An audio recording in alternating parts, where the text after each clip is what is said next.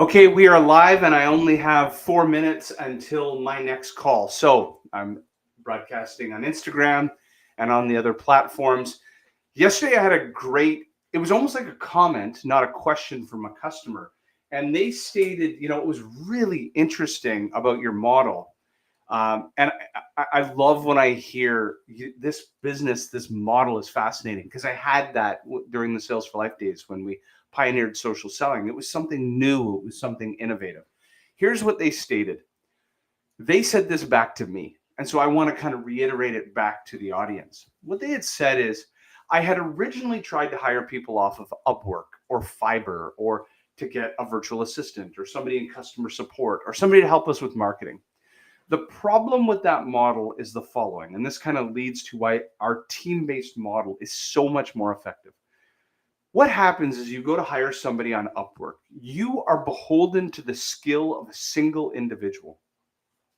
If you're under 100 or 200 employees, you're going to inevitably break this rule 100% of the time. This is all of our customers, which are micro SMB, SMB, lower mid-market. Here's what ends up happening. I need somebody to start a podcast for us, or I need somebody to do database enrichment and clean up our CRM in HubSpot. That's the initial project. You go onto Upwork, you find somebody, and they start doing a great job. But you inevitably realize the power of labor arbitrage and the power of using offshore talent. But you have 17 other things on your mobile phone, on your checklist of to-dos that you go, oh, well, can Johnny help me with this and that and this and that? So what you start to do is the scope creep gets massive. And you start asking people to do a lot of skills that are not their core competency.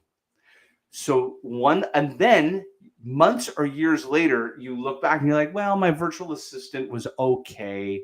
They're really good at cleaning up my inbox and managing my calendar, but I asked them to do this project, this project, this project. I had to teach them a lot. It was very time consuming. Well, hold on a second, pause. You're paying under $1,000 a month to have something done that would have cost 5 to 10 times more in North America. You solved a singular problem that bought you back all this time. It was incredible. But what happened is you got addicted to scope creep, and you didn't have standard operating procedures for any of them. You just asked people to do this project and this project and this project.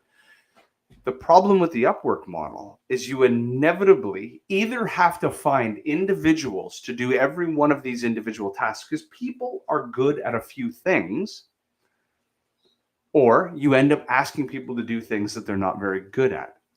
Then you're also beholden to the talent. If that talent is sick that day, if that talent doesn't show up that day, if that talent is late by a single day on an asset, you are beholden to that individual. There is no project manager. You're the project manager.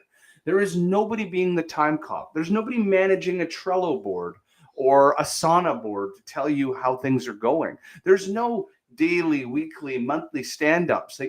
All it is somebody behind the scenes trying to do work for you, to do a project in the best work that they can do based on these standard operating procedures and service level agreements that you provide together. Whereas the opposite, here's the model that we created to get leverage. There is always a project manager who manages the entire project. They send daily reports. They're on a Slack or a WhatsApp with you. They have weekly calls with you together. There's monthly strategy calls, and you have an assigned virtual assistant or marketing support or sales support. And when you inevitably have the scope creep, because it will happen, you'll start sending out ideas to everyone.